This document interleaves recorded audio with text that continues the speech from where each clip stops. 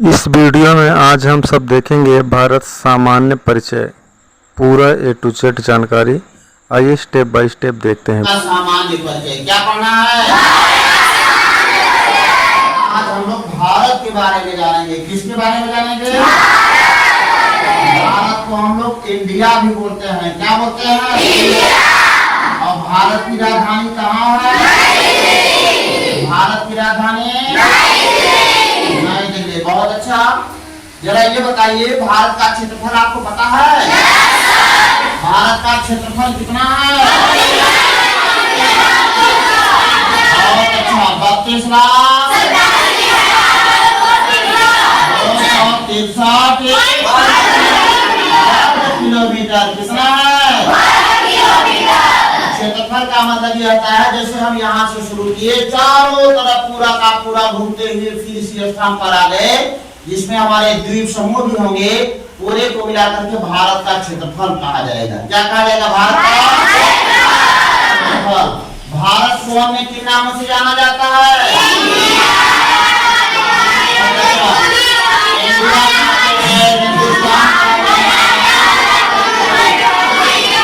इतना नामों से हम जानते हैं ना।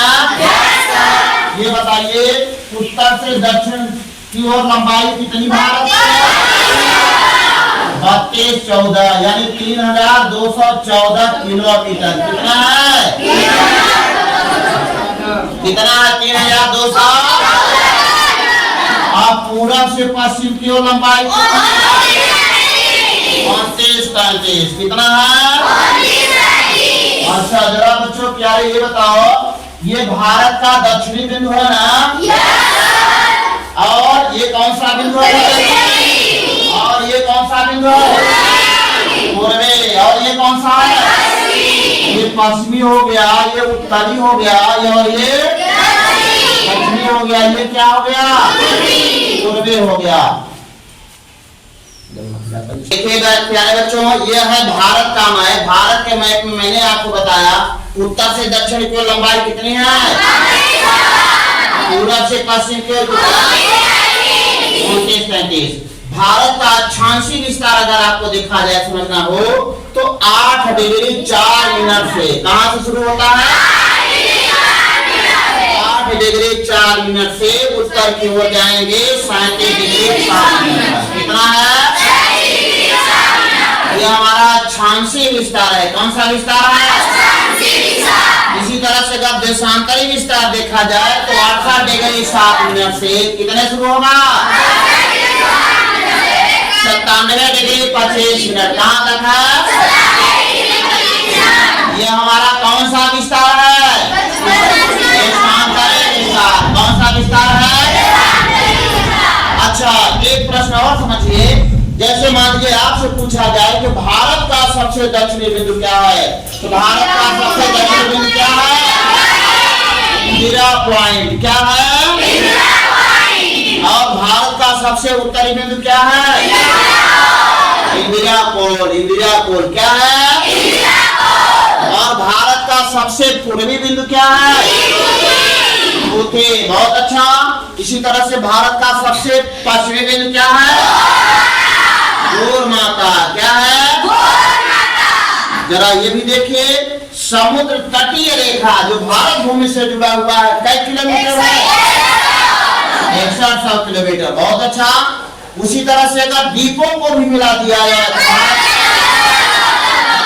तो यानी 7516 हो जाएगा। बहुत सुंदर।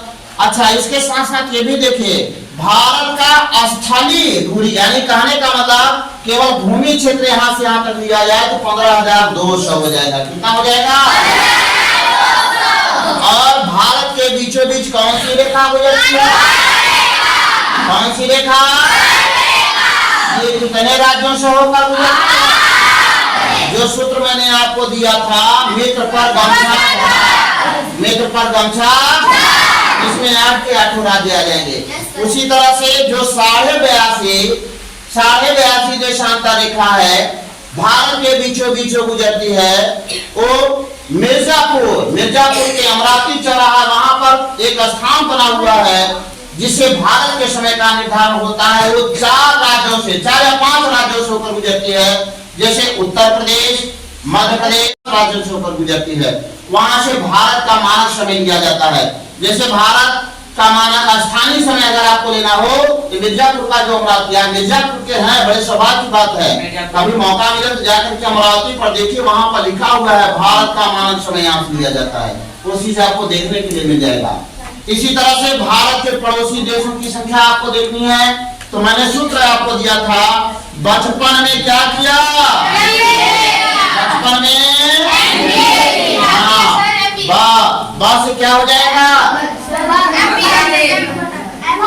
हाँ बचपन में हमने किया। से क्या हो जाएगा, बांग्लादेश, बांग्लादेश की राजधानी, जोर जोर बोलिए, बांग्लादेश की राजधानी। यहाँ पर बांग्लादेश है।